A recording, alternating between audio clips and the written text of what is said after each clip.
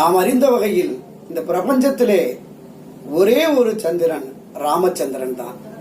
அந்த ராமச்சந்திரன் தான் நாம் நேசிக்கும் அன்பு எம்ஜிஆர்.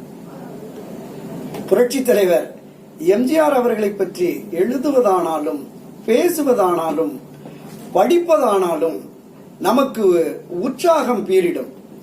அவரை பற்றிய செய்திகள் காதில் கேட்டாலே நமக்கு உடம்பெல்லாம் ஒரு புல்லரிப்பு ஏற்படும்.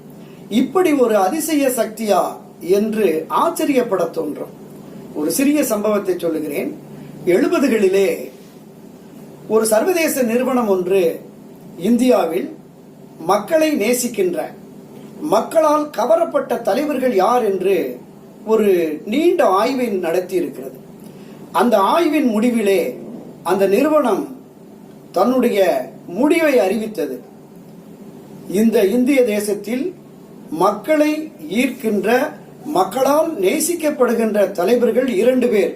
ஒன்று பண்டித ஜவஹர்லால் நேரு, இன்னொன்று தென்னகத்திலே வாழ்கின்ற எம்ஜி ராமச்சந்திரன் என்கிற எம்ஜிஆர் என்கிற பதிவை அவர்கள் வைத்திருக்கிறார்கள். அந்த அளவிற்கு